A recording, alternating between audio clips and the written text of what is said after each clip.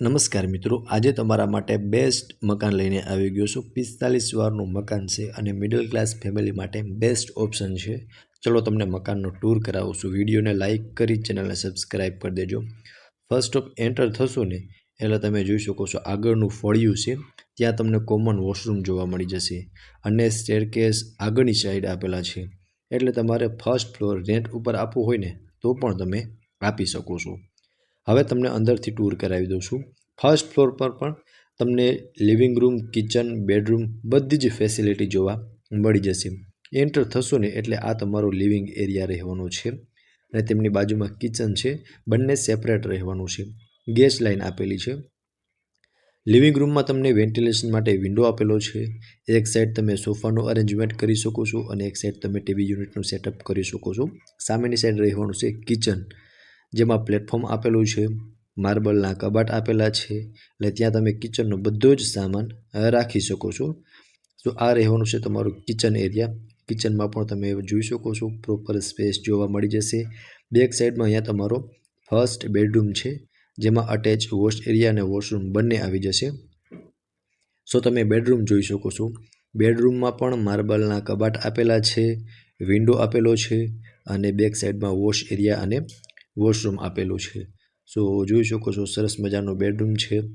Ground ફ્લોરમાં તમે જે આ બેક સાઈડ છે એમાં વોશ એરિયા અને તમને કિચન વોશરૂમ જોવા મળી જશે અને વોશ એરિયાની ઉપર પણ તમને સેફ્ટી ગ્રીલ લગાવેલી જોવા મળી જશે।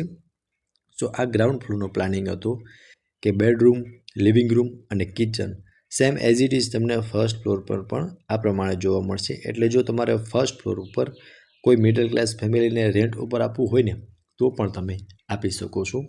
બાકી જોઈ શકો છો ફ્રેન્ડ્સ, અહીંયા તમને ઉપર જવા માટેની જે સિમેન્ટવાળી જ સ્ટેરકેસ જોવા મળી જશે।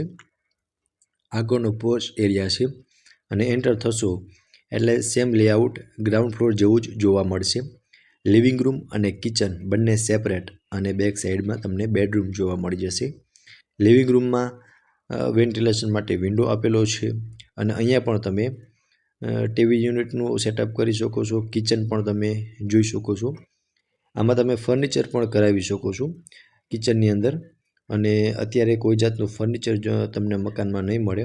આ તમારો બેડરૂમ છે અટેચ વોશરૂમ સાથેનો અને બેડરૂમમાં પણ વિન્ડો આપેલી છે। સો તમે જોઈ શકો છો ફ્રેન્ડ્સ, આ તમારું વોશરૂમ છે। વોશરૂમમાં પણ સારી એવી સ્પેસ જોવા મળી જશે અને આ બેડરૂમની સાઇઝ તમે ચેક કરી શકો છો। બેડરૂમમાં પણ માર્બલના કબાટ આપેલા છે, તેમાં પણ તમે ફર્નિચર કરાવી શકો છો। 10નું મોઢું છે અને 45 વારનું મકાન રહેવાનું છે।